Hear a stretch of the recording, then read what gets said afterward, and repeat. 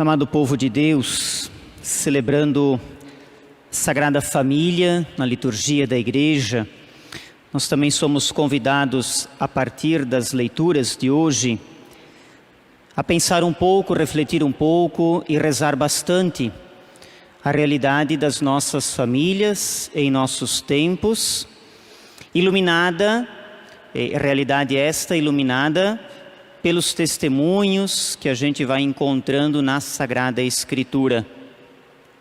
Ouvir a palavra de Deus é relativamente fácil. Basta a gente parar um pouquinho e escutar. Colocar em prática esta palavra, viver desta palavra, isto já é um pouco mais exigente. O apóstolo Paulo nos lembra, escrevendo ao povo de Colossenses, mas escrevendo também aos riocedrenses, aos que nos visitam: tudo o que fizerdes em palavras ou obras, seja feito em nome do Senhor Jesus Cristo. Tudo é tudo. Não há exceção. É um universal. Tudo o que tu fizer em palavras ou obras, seja feito em nome do Senhor. Quando nós rezamos o conféssio, aquela oração pedindo perdão, nós pedimos perdão dos pecados cometidos em palavras, em gestos, obras, pensamentos. Por quê? Porque nem tudo que a gente faz, nem tudo que a gente diz, nem tudo o que a gente pensa, infelizmente, é feito em nome do Senhor.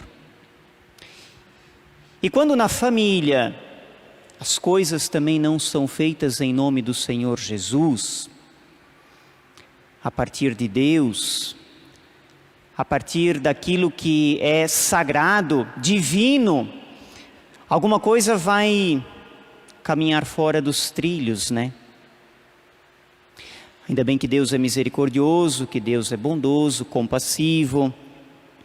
Ainda bem que Deus vai nos dando tantas chances. O próprio apóstolo Paulo, nesta leitura, ele nos convida: olha, entre vocês, perdoem-se sempre, viu? Não se esqueçam disso, perdoem-se sempre. Amai-vos uns aos outros sempre. Suportai-vos uns aos outros sempre. Tenham paciência uns com os outros sempre. Então a palavra vai iluminando a realidade que é o dia a dia da família. E no dia a dia de uma família, tua, minha, não há apenas alegrias, Há também dificuldades, há dores. Quando a gente olha para a família de Nazaré, representada na imagem do presépio, Jesus, José, Maria, nós também vemos uma família que passou por muitas dificuldades, por muitas provações. Quem acompanhou a liturgia dessa semana, por exemplo, na quinta-feira, celebrando a memória dos santos inocentes, José e Maria que têm que fugir rapidamente por causa da tirania de Herodes. E essas realidades difíceis, elas acompanham toda a humanidade, portanto nós também não estamos isentos delas. Porém, a palavra vem para nos devolver ao caminho certo. Tudo aquilo que vocês fizerem lá em casa, façam, sendo possível que Jesus esteja presente. Quando a gente escuta o Evangelho, esta cena de José e Maria levando Jesus para Jerusalém. Ontem, lendo esse texto, era também o mesmo texto, Me vinha assim no coração esse pensamento: foi a primeira vez que Jesus foi a Jerusalém. E a primeira vez que Jesus vai a Jerusalém, ele vai como criança. Talvez justamente para não criar nenhum preconceito, para não se desiludir logo. Porque Jerusalém depois, quando ele volta adulto, ele vai encontrar a casa desarrumada, o templo desarrumado, tanto que ele vai pegar chicote e vai expulsar aquilo que não é de Deus. Jerusalém acolhe Jesus como uma criança. E esses dois personagens, o velho Simeão e a profetisa Ana, nos ajudam também nesse processo. Hoje, ano de 2023, nesse tempo de Natal, nesse mundo louco que a gente vive, tão doentio, em alguns aspectos tão distante de Deus, tão nada a ver com Jerusalém, que significa cidade da paz, que significa o lugar onde Deus escolheu para que a sua história de salvação se realizasse plenamente. É em Jerusalém que Jesus vai oferecer a sua vida. Hoje, nesse tempo, na nossa história, nós temos que ser Jerusalém. Para quê? Para acolher Jesus, como Simeão faz, acolheu nos seus braços. Para permitir que lá em casa, na tua Jerusalém, ou na tua Nazaré, se assim quiseres, o final do Evangelho fala de Nazaré, para que ali na tua casa, na tua família, no teu lar, no teu dia a dia, como está dito no Evangelho, Jesus cresça em sabedoria, em graça, porque se Jesus crescer no teu lar, na tua casa, a tua casa vai ser uma casa feliz e abençoada. O salmista faz um retrato da família feliz. Feliz és tu se temes o Senhor e trilhas os seus caminhos. Tudo o que fizeres, façais em nome do Senhor Jesus. Só que isso só será possível se ali em casa. E quando eu falo casa, quarto, sala, cozinha, banheiro, garagem, espaço, jardim, casa, mas também casa interior, coração, pensamentos, sentimentos, obras, atitudes. Se aí Jesus crescer, venha o que vier, a família está protegida, amparada, segura, cuidada. Agora, infelizmente, claro que a gente não quer estragar a beleza da noite celebrando o Sagrada Família, mas a gente tem que se perguntar, meu Deus, o que está crescendo nas nossas famílias? Que cisânia, que maldades estão crescendo para que hoje, ao olhar para o retrato das nossas famílias, a gente enxergue tanta coisa que não está no caminho do Senhor? Que não é fruto de bênção, de graça, mas do que, meu Deus?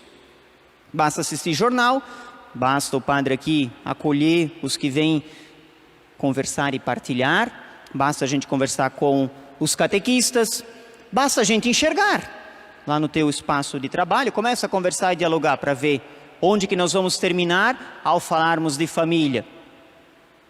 Infelizmente, né? Mas hoje, nós aqui reunidos, nós viemos, quem não veio, nós viemos e nós acolhemos essa palavra.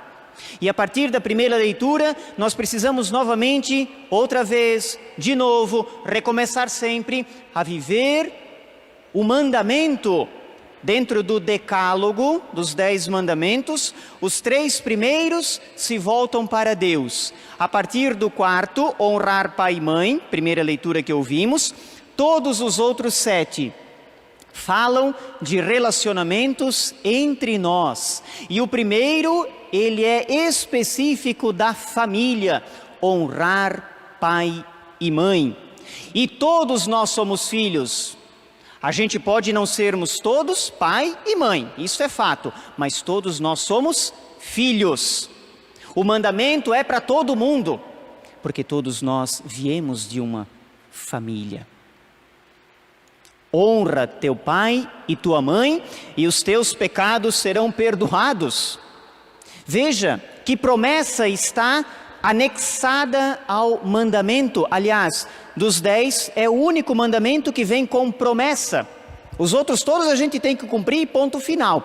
O 4º mandamento a gente cumpre e recebe uma promessa. Honra teu pai e tua mãe e tu vai ser feliz. Tu vai ser abençoado. Que a palavra de hoje toque de novo a nossa vida, a nossa Jerusalém, a nossa Nazaré. E nos ajude com a graça de Deus, com a ação do Espírito Santo, com as bênçãos que brotam, que vertem dessa família sagrada, desde aquela cena contemplada no presépio até hoje, bênçãos que brotam e são derramadas sobre nós, que hoje a gente novamente, outra vez, de novo, resgate, irmão, aqui dentro, aquilo que é importante não pode faltar lá em casa, o Senhor Jesus. O resto pode até faltar, mas o Senhor Jesus não pode. A gente pode até não ter tudo, mas nós temos o Senhor Jesus, porque a gente celebrou o Natal. Podemos não ter a saúde perfeita, podemos não ter, e de fato não temos família perfeita, talvez não tenhamos todos os bens que a gente gostaria, talvez tenhamos até demais, o Rio dos Cedros tem demais, tem sobrando, talvez a gente não tenha tudo, mas não pode faltar aquele que é tudo, que é o Senhor Jesus. Como Simeão, acolher Jesus nos braços. Como a profetisa Ana, glorificar a Deus pelas maravilhas que serão realizadas e são também na nossa vida, por meio de Jesus. E como aquela família, pai, mãe e seus filhos que voltam para o seu lar, foram à igreja, foram ao templo, foram à missa e voltaram para casa, para Jesus crescer.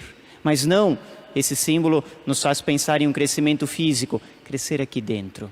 Crescer como presença, como bênção, como luz, como carinho entre nós, como importar-se um com o outro lá em casa. O mandamento é para ser vivido em casa. A tua família é o bem mais precioso depois da Eucaristia que a igreja tem. E nós, como igreja, somos família. Feliz és tu se temes o Senhor e trilhas os seus caminhos. Instante de silêncio para você rezar a tua família e com a tua família e pela tua família.